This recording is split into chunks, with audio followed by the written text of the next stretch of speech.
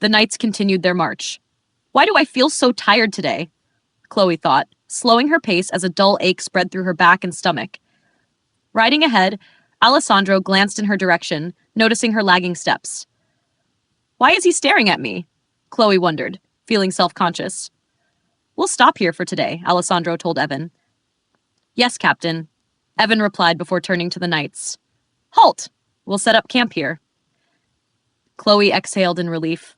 Thank goodness! I thought we'd be walking for another hour or two. Her face brightened as the knights prepared the campsite. Inside Alessandro's tent, Chloe began tidying up. You can do that tomorrow, he told her. Yes, Your Grace. I'll get your dinner, she responded calmly. I'll have it later. Go rest, and you don't need to write a letter to Yorje today, he added. Yes, Your Grace. Chloe smiled as she left the tent. Outside, she mulled over his words. Maybe he has something important to do. Either way, I'm so tired. Thank goodness I can rest today. She reflected on the Grand Duke's recent behavior. He used to be so intimidating, but lately, he's different. Maybe it's because we've been having lunch together every day. During one of those meals, Alessandro had unexpectedly handed her some food. This is for you, he had said. Chloe hesitated. No, I couldn't possibly. Her voice wavered with uncertainty. Go ahead and take it, he insisted. Thank you, Your Grace. She finally accepted it.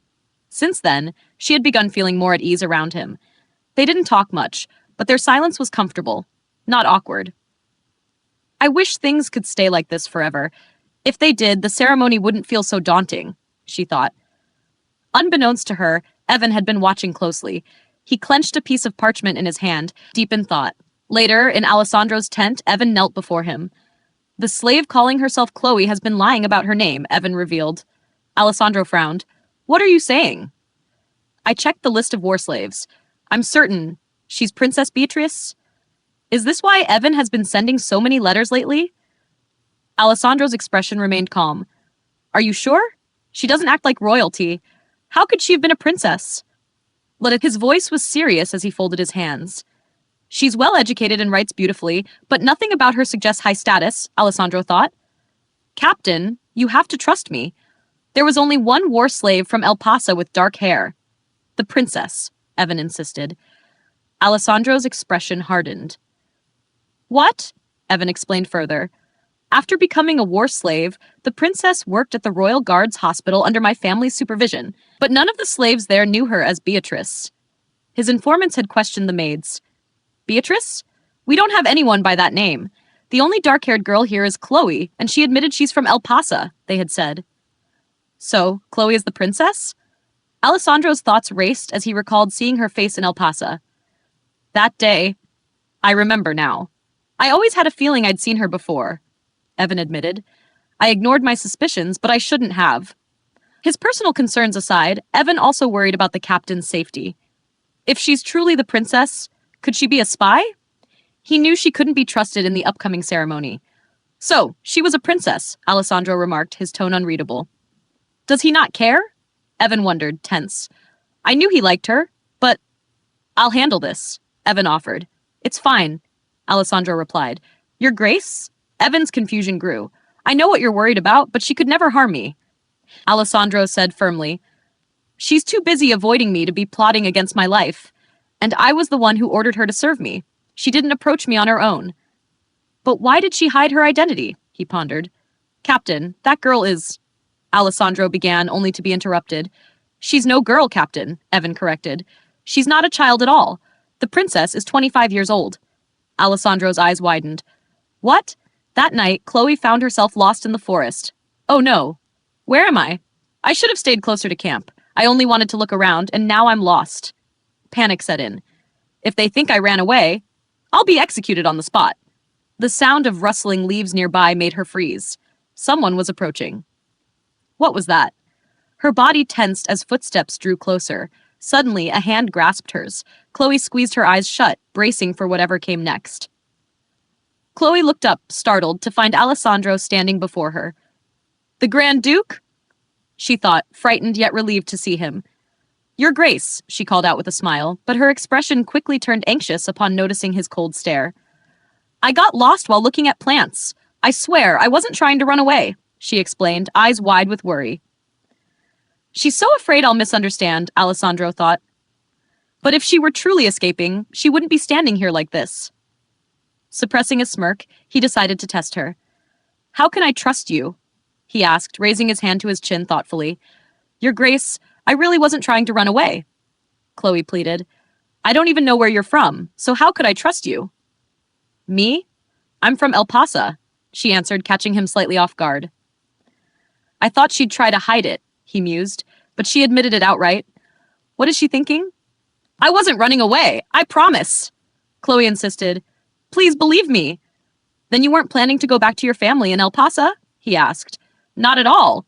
Both my parents are gone, she replied softly. And you have no other family? He pressed, watching her expression change. Chloe hesitated, a painful look crossing her face.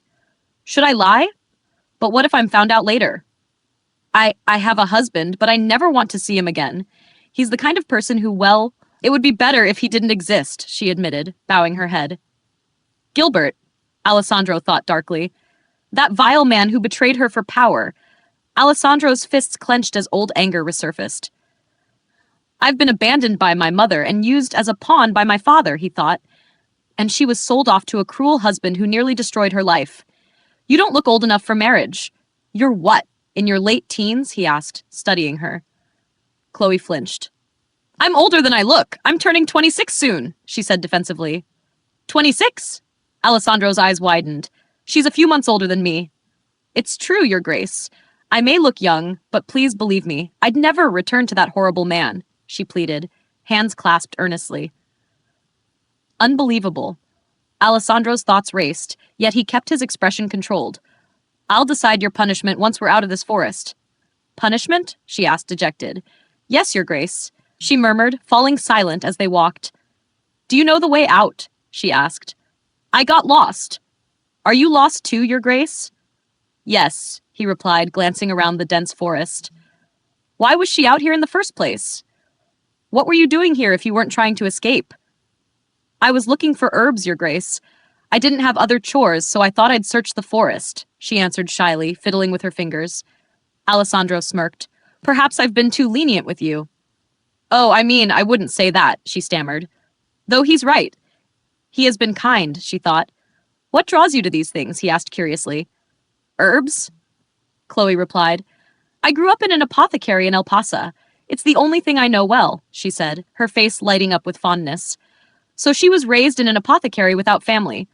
Alessandro reflected. Chloe continued, I may be a slave, but I'm happy that my knowledge can be useful. Her cheerful tone made Alessandro pause. Happy? He wondered. Happy? He asked sharply. How could you be happy? Yes, she answered, startled. I don't own anything, so I have nothing to lose. I'm alive, and I get to do what I love, so I'm content. But you're a slave. Aren't you envious of the nobility? He demanded. After all, she was once royalty herself. Nobles, especially women, have little say in their lives. They're often forced into marriages, she replied. She's right, he thought, watching her closely. Women are often used as pawns in political alliances. So you prefer life as a slave? He asked. It's not that I prefer it, she said, her voice calm. I just don't wish for anything else. Power brings responsibilities, and I've learned that life is finite. There may not be a tomorrow. I'd rather live happily today than worry about things beyond my reach, she explained. Her smile softened. Besides, I was fortunate to meet a good master. Alessandro looked at her with a mixture of curiosity and something deeper as they continued through the forest. As they continued walking, Alessandro and Chloe came across a lake bathed in soft moonlight. Wow, this is beautiful, Chloe murmured, taking in the view. I didn't know a place like this existed, but it feels like we've strayed even farther from camp, she thought. Is he leading us the wrong way on purpose?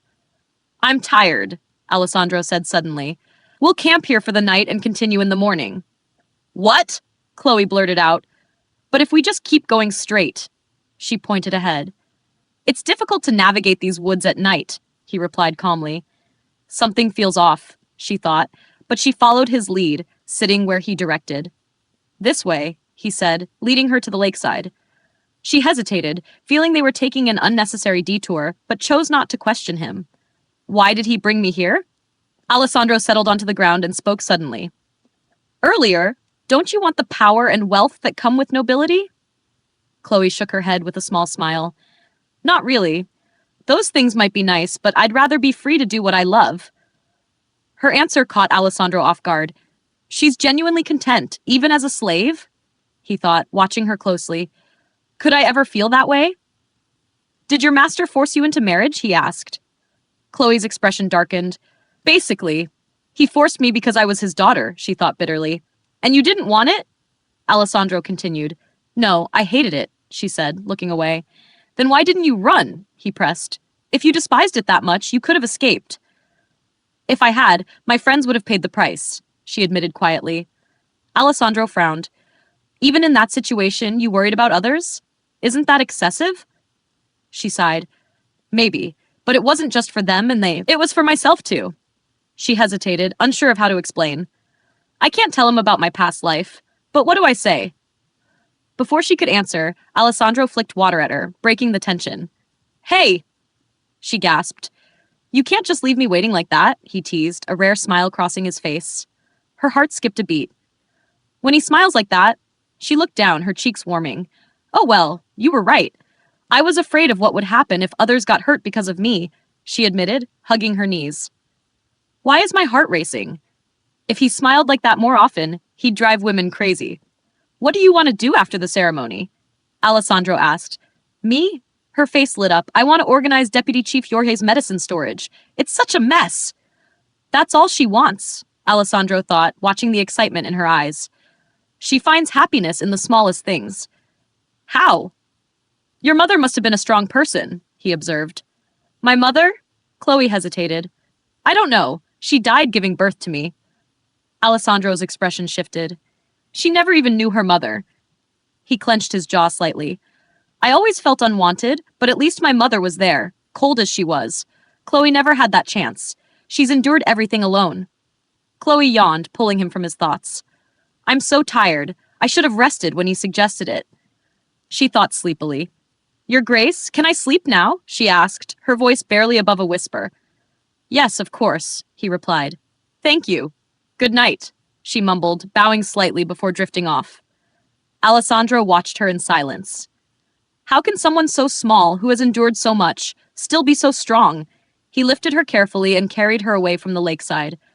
Chloe, will I ever be able to be happy like you? He whispered as he took her back to the knight's camp. The morning after their night in the forest, Chloe stirred awake, feeling warm and snug. It's so cozy. I could stay like this forever. Even as she relaxed, a small voice in her mind reminded her that she needed to wake up early. Alessandro might already be up. Before she could fully rouse herself, a gentle voice reached her ears. You can sleep a little longer. I'll wake you up soon. The warmth in Alessandro's tone calmed her, and she let herself drift back to sleep. When she finally woke up, something felt off. She blinked, glancing around. Wait, where am I? The realization struck her. She was in Alessandro's tent. More than that, she was in his bed. Her heart pounded as she pieced together her memory. I fell asleep outside, by the lake, right? She checked her shoes, finding them dusty, confirming that she had indeed spent the night outside. Then, how did I get here? Panic bubbled up. Did I sleepwalk into his tent? The idea mortified her, though she quickly dismissed it. No way, even half asleep, I wouldn't do something that reckless. She glanced around once more, soaking in the comfort of the bed before forcing herself up. She needed to leave before she ran into Alessandro and made things even more awkward. As she stepped outside, the crisp morning air greeted her. She scanned the camp, realizing she might have missed breakfast. Nearby, Triger leaned against a tree, a troubled look on his face. Sir Triger? She called cautiously. Have you seen His Grace? He looked over, his expression unreadable. He's in the fields with Sir Chris, training. No need to look for him right now. Relief washed over her. At least she had some time to compose herself. But something about Triger's mood caught her attention. Is something wrong? She asked gently. After a pause, he sighed. Do you have a moment? I'd like to talk. His unusually serious tone put her on edge as he led her away from camp to a secluded spot. The remoteness of the location unsettled her. Why take me so far? What does he want to say? Finally, Triger stopped. After a moment's hesitation, he spoke. Someone proposed to me. Chloe's eyes widened. Really? That's wonderful. But Trigger didn't share her enthusiasm. He explained that it was a marriage proposal from a baron's daughter, and while it sounded like a good match, he didn't want to accept. The marriage would mean leaving his position, and he valued his role as Alessandro's coachman. Chloe reassured him.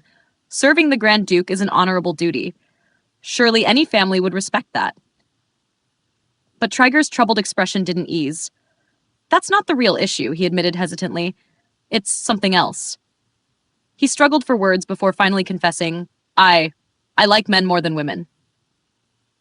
As soon as the words left his mouth, he shut his eyes as if bracing for her reaction.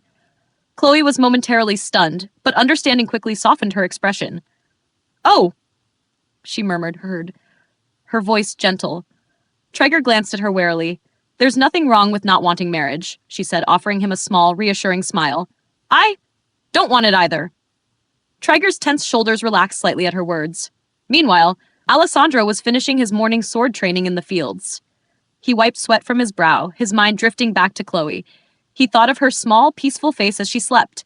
She looked so tiny. Like a squirrel, he mused with an amused chuckle. His companion, Chris, caught his expression and raised an eyebrow. Captain, can't you let me win at least once? Alessandro smirked, but didn't respond. Chris, ever observant, tilted his head. What's got you in such a good mood? Good news? No, nothing, Alessandro replied, still smiling faintly. Let's head back. Chris wasn't convinced. You're acting suspicious. Spill it. Alessandro paused, considering the question. Am I happy?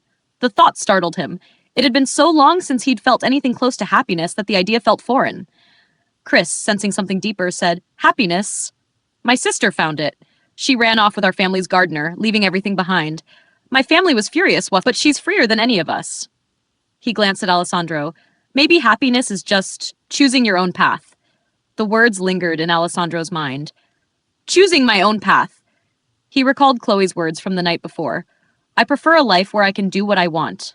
His chest tightened. Have I ever chosen anything for myself? Since his mother's death, he had run toward the battlefield, escaping into war and bloodshed, bound by the throne's power struggles. His life had been one of duty, pain, and regret. His footsteps slowed, a memory flashing through his mind. Chloe's face, a mix of fear and quiet strength. I've taken lives. I've torn families apart. A chilling thought gripped him. Don't you think I deserve to be punished? He muttered, more to himself than to Chris. His gaze drifted toward the forest, lost in memories. Chris fell silent, sensing the weight behind Alessandro's words. Neither spoke as they made their way back to camp. As Chloe walked back to camp, her mind swirled with the unexpected conversation she'd just had with Trigger. She hadn't expected him to confide in her about something so deeply personal. He likes men more than women? The revelation replayed in her mind, along with his troubled expression as he spoke of his family's expectations. She recalled the desperation in his tear-filled eyes as he confessed his reluctance to marry the Baron's daughter. Though she had assured him she understood, Trigger still seemed unconvinced, weighed down by the burden of his hidden truth and the pressures of society. Poor Sir Trigger, she thought, feeling a pang of sympathy as she stepped inside Alessandro's tent. Her gaze landed on a bowl of water, the surface rippling slightly in the dim light. This must be so hard on him. Just then, the tent's curtains parted. Alessandro stepped inside. Your Grace, welcome back, she said quickly, forcing herself to sound natural. She hurriedly mentioned that she had prepared everything he needed to wash up after training, but her mind raced with unease. Did he see me sleeping in his bed? Her heart thumped as she studied his face, searching for any sign of irritation. But Alessandro remained unreadable, his expression calm yet serious. As he drank, Chloe wrestled with her inner panic. Should I apologize? But for what? She mentally listed her offenses: sleeping in his bed, waking up late, failing to prepare breakfast. He must be annoyed with me. Her nerves were so intense that she barely registered his words when he finally spoke. Deliver a message to General Evan. Tell him we'll be departing soon. Wait, he's not angry? Chloe hesitated for a split second, confused but relieved before nodding. Understood, Your Grace. She quickly excused herself and hurried off to find Evan. Meanwhile, Alessandro dried his face, lost in thought. He had noticed Chloe's constant wariness around him, the way she always seemed cautious, as if afraid of displeasing him. She's right to be careful around me, he admitted to himself. But then, a strange thought crept in. Why does it bother me that she feels afraid? The question lingered, unsettling him in a way he couldn't quite understand. Outside, Chloe found General Evan and relayed Alessandro's message. Evan responded with a curt nod, his usual reserved demeanor unchanged. Yet beneath his stoic exterior, his thoughts ran deep. What is the Grand Duke thinking, keeping her by his side? He was well aware of the complications Chloe's presence brought, but he kept his concerns to himself. Soon, their group arrived at Viscount Arahan's manor, and Chloe's eyes widened in awe. The grand estate was a world apart from the rugged journey they had endured to get there. So this is Viscount Arahan's manor, she thought, taking in the towering architecture and luxurious surroundings. It's so big and fancy. The Viscount himself greeted them, his demeanor warm as he hailed Alesandro as the Empire's hero. Yet beneath the pleasantries, Chloe sensed a subtle tension in the air. The other nobles stood stiffly, their expressions carefully neutral, but their wary glances spoke volumes. Alesandro, ever composed, accepted the greeting with polite indifference. We'll be staying for a few days, he informed the Viscount. The Viscount, eager to please, bowed deeply. Of course, Your Grace. You and your men will have everything you need. As they moved toward the banquet hall, Chloe found herself lost in the stark contrast between this lavish estate and the barren lands they had traveled through. It was like stepping into a different world. But as much as the beauty fascinated her, she also felt painfully out of place. The maid's lingering stares didn't help. She caught snippets of their whispers as they led her to a beautifully furnished room. They offered to wash her clothes and insisted she call on them if she needed anything. Chloe nodded absent-mindedly, but her thoughts drifted to Alesandro. Did he make me wear these clothes to protect me? Outside the room, the maids continued their hushed gossip. Isn't it strange how the Grand Duke favors him? One whispered. Careful, another warned. Whatever kind of person he is, it's none of our business. Chloe overheard their conversation and felt an unexpected pang of isolation. They all see me as nothing more than a shield, and they're all watching. Needing fresh air, she wandered onto the balcony. A soft breeze rustled the leaves, and she gazed at the vibrant garden below.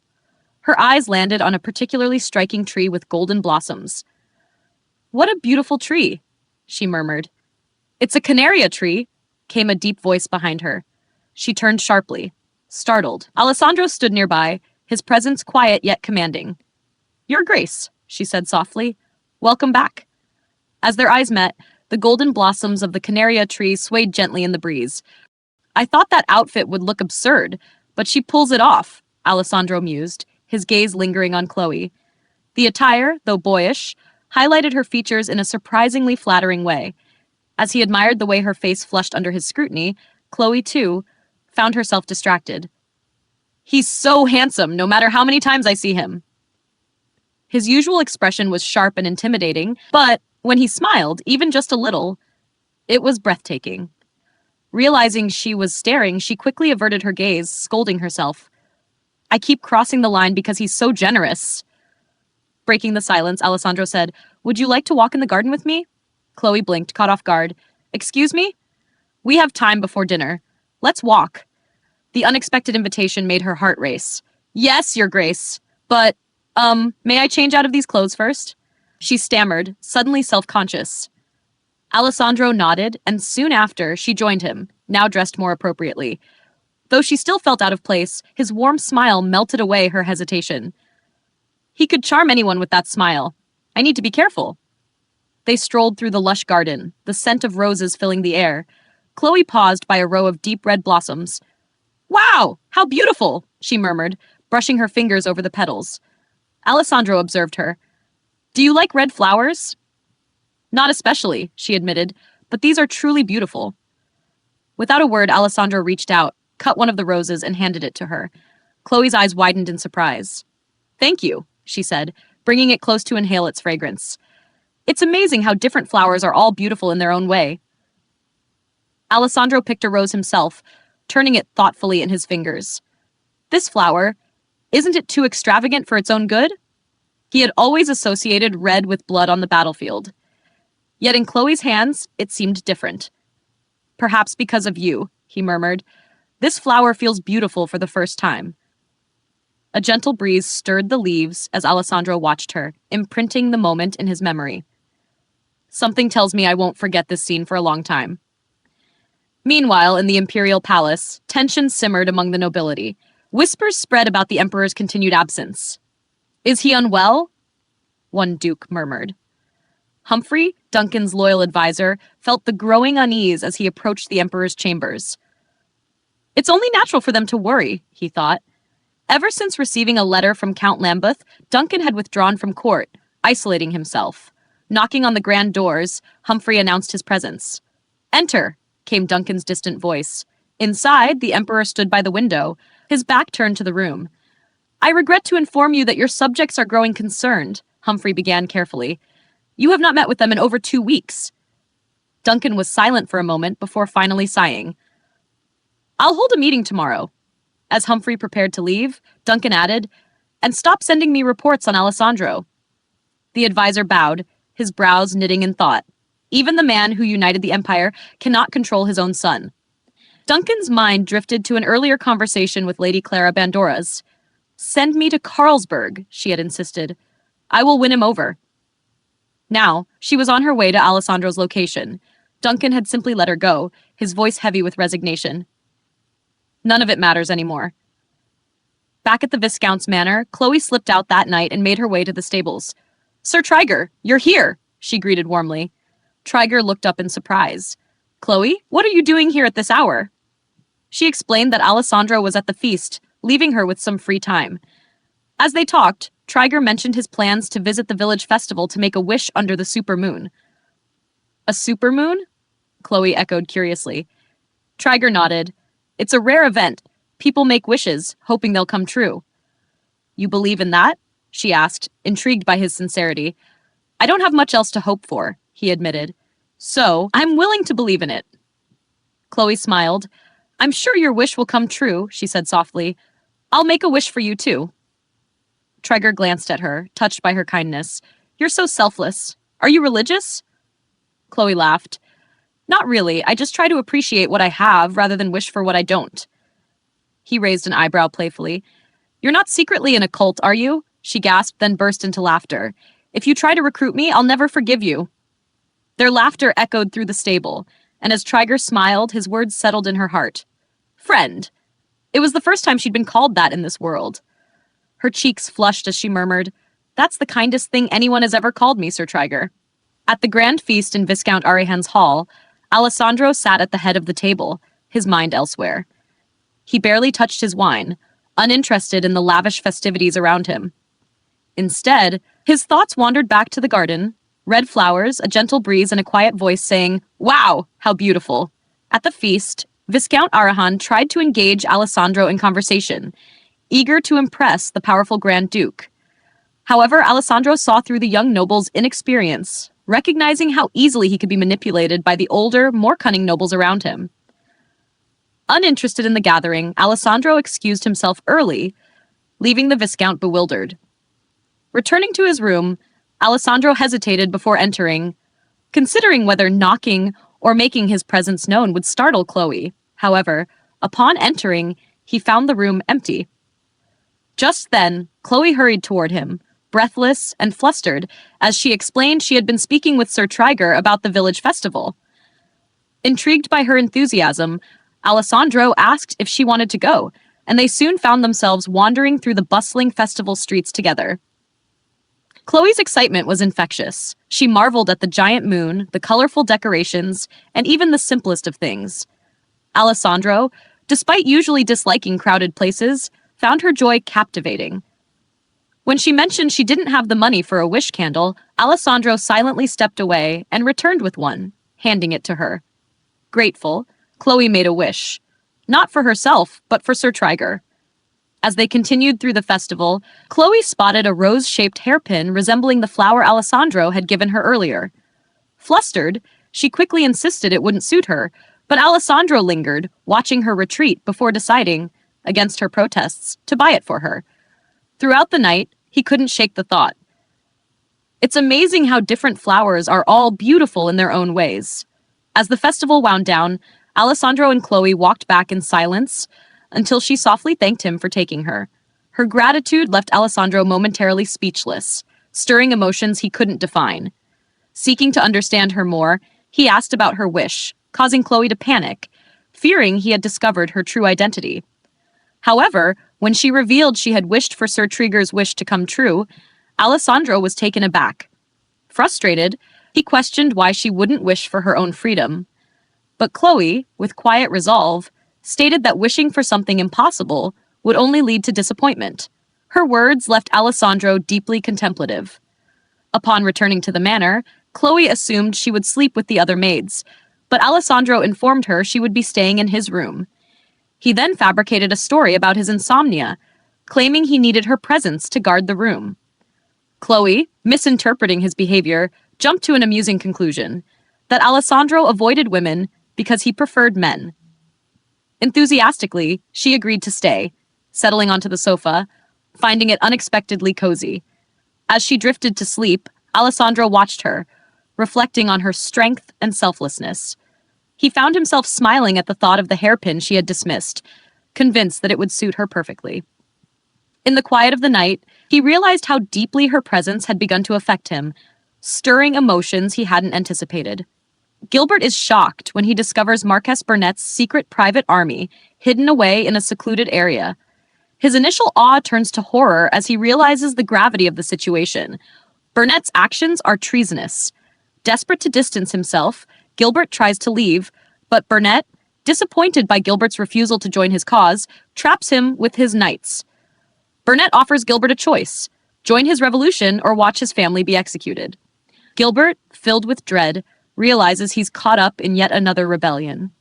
Chloe wakes up on the couch, worried about the time, but relaxes when she sees the Grand Duke, Alessandro, still asleep. She enjoys the comfort of the sofa, but tells herself she's staying put to avoid disturbing him. Unbeknownst to her, Alessandro is already awake, smiling to himself as he listens to her thoughts. Later, Alessandro rides through town with Viscount Arahan. He notices some townspeople living in poor conditions and questions the Viscount, who insists taxes are fair and the harvest was good. Alessandro hints at internal corruption, warning the Viscount to watch out for rats stealing from within.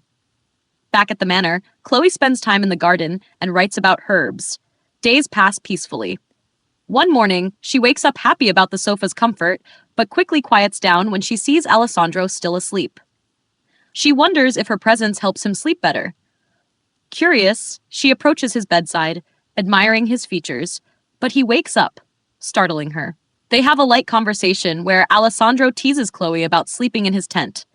Embarrassed, she claims she sleepwalked into his space before. Alessandro, amused, suggests she sleep in his tent from now on, hinting that he enjoys having her nearby. Chloe is surprised by his generosity, while Alessandro reflects on how her presence brings him a sense of warmth he's not used to but doesn't dislike. As the group left Viscount Arihan's palace and trudged through the harsh desert, the knights pushed forward under the merciless sun.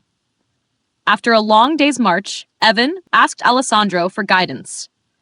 Noticing Chloe's fatigue as Sir Trigger helped her with water, Alessandro decided they would rest at the nearest oasis. At the oasis, Chloe felt guilty for not contributing more to the day's efforts. But her attention shifted when Alessandro arrived with a small fox cub in his arms.